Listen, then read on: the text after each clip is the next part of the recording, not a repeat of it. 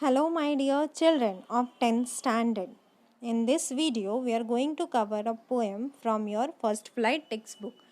The name of the poem is 10th Poem for N. Gregory, written by William Butler Yeats. William Butler Yeats was an Irish poet and nationalist. He took birth on 13th June 1865. He won the Nobel Prize for Literature in 1923. His ideas and works were influenced by religious and national turmoil in Ireland. He died on 28th Jan 1939. Now, if we talk about the theme of the poetry, so William Butler Yeats is of the view that most people love others just because they attract them physically. The complexion of the skin and the color of the hair, and more important for us than the real color of the hair. Okay, it means that here William Butler Yeats is telling that most of the people they love love other people by seeing their external beauty. Further, he tells that we rarely love people for themselves alone. Nobody loves. Nobody wants to love people for what? By seeing their internal beauty. Same, he is explaining to the character in this poem, that is N. Gregory. So, I'll read the poem and I'll explain you stanza wise. So, stanza 1 tells that, first stanza, never shall a young man thrown into despair by those great honey-colored ramparts at your ear love you for yourself alone and not your yellow hair.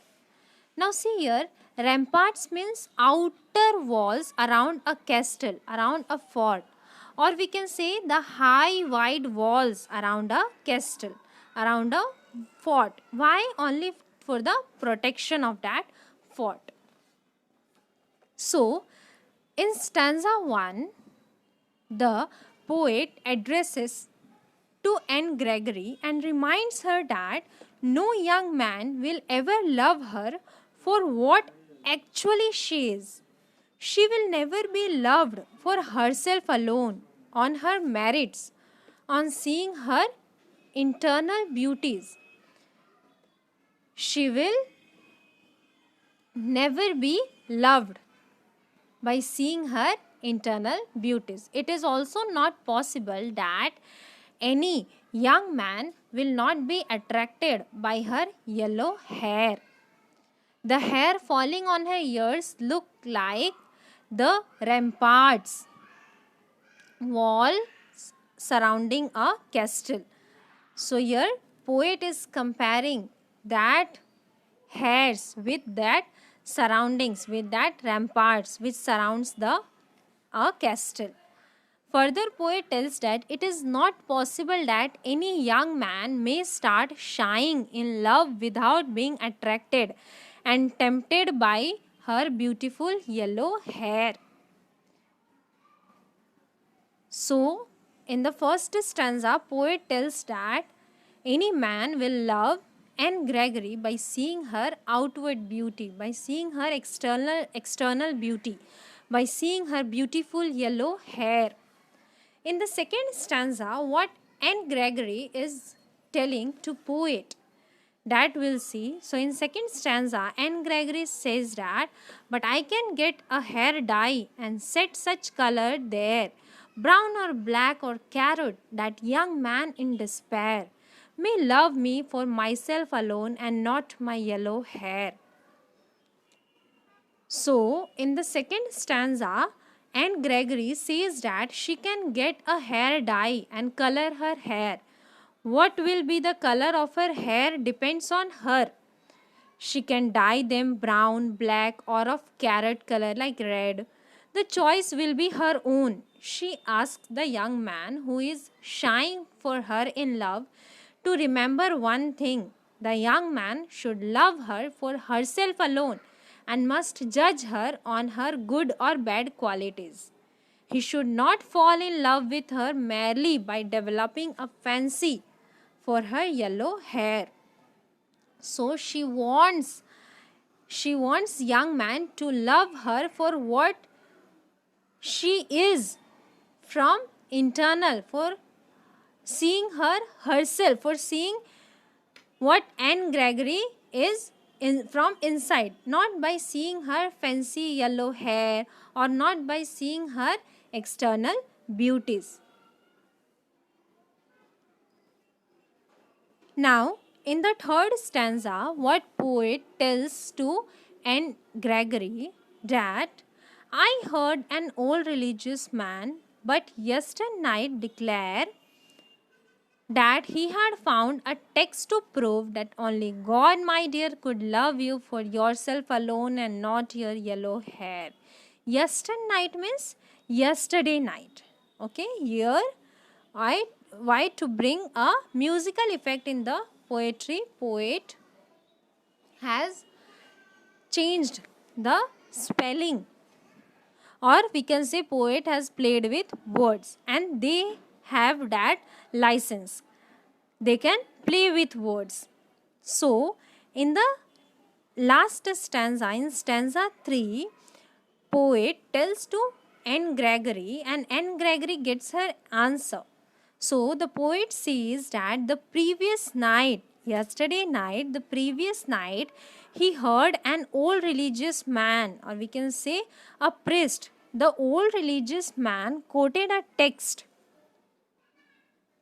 Okay, he quoted in a text what was written. He quoted that, and the text read that only God can love her. God can love Anne Gregory for herself alone. Only God can love her and accept her as she is, as she really is. God never loves her for her external physical beauty. But for a man, it will not be possible to love her without her beautiful yellow hair. She may not be loved if she does not possess beautiful yellow hair. So, in the third stanza, she gets an answer that only God loves her, or we can say in general, only God loves his child for by seeing inner beauty. God never loves anyone by seeing external beauty. So, this was there inside the poetry. Very beautifully, William Butler Yeats has explained this poem. Now we'll see what poetic devices has been used in this poetry. So, very first we'll see rhyme scheme. Now, if you will see first stanza, last word, if you will concentrate, then see first stanza, first line, last word is man. No sound is coming, so we'll name it as A. Second line, despair. Last word you have to see. Second line is despair. Raw sound is coming, so we'll name it as B. Now see third line of stanza 1. Last word, colored. The sound is coming, so we'll name it as C. Again see last word of fourth line, first stanza, year. Raw sound is coming, so we'll name it as what? Raw sound. So see second line last word despair and fourth line last word year. Raw sound is coming, so again we'll name it as B. Now see fifth line last word is alone. A sound is coming, so we'll name it as D. And sixth line last word is hair. Again raw sound is coming like second line, fourth line and sixth line, so we'll name it as what? We'll name it as B again. So our rhyme scheme became A, B, C, B, D, B. In same manner, in stanza 2 and stanza 3, same rhyme scheme is used. That is A, B, C, B, D, B. For finding rhyme scheme, what you have to do? You have to see last word of each stanza and you have to name like A, B, C, D. Okay, then you will get your rhyme scheme. Rhyme scheme means simply the musical effect that is used in the poetry. Now we'll see the figures of speech that are used in this poetry. So the first figure of speech is metaphor. Now see first stanza, third line, by those great honey-colored ramparts at your ear. So here see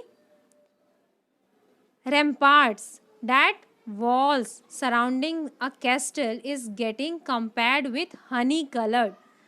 So direct comparison is there without using like or as. So this type of figure of speech is known as metaphor. In same way, see next figure of speech is alliteration. See last word of first stanza and not your yellow hair. So see alliteration. Alliteration means simple repetition of consonant sound at the start. At the start of closely connected words. So see here, and not your yellow hair. So your and yellow means both the words are starting with ya sound. Ya sound is coming at the beginning of both the words. So we can say this type of figure of speech is known as what? Alliteration. Now, next figure of speech which is used is enjambment. What is the meaning of enjambment? Enjambment means continuing a sentence to the next line without using any punctuation mark. So see here, first stanza, third line is continuing to fourth line. By those great honey colored ramparts at your ear, means third line in the last no punctuation mark is there. Again see fifth line is continuing to sixth line. So this type of figure of speech is known as enjambment. Again see second stanza. Second stanza, see first line is continuing to second line, means in the last of first line, in the end of first line, any punctuation mark is there? Not there. So this type of figure of speech is known as enjambment. Again see last stanza. First line is continuing to second line is continuing to third line, means in the last you will see that the lines are getting continuing. Continue means no what we can say, no punctuation mark is there in the last of the line. So this type of figure of speech is known as enjambment. So we can say that in this poem, poetic devices, so first rhyme scheme. So rhyme scheme in all the stanzas are same, that is AB, CB and DB. To find out rhyme scheme, what you have to do? You have to concentrate on each stanza last word and then you will get that rhyme scheme, musical effect. Then figures of speech are used in this poetry is metaphor, alliteration and enjambment. So with this we come to an end of the poetry. Now read the poem and find out another figure of speech which is there inside the poetry. Thank you.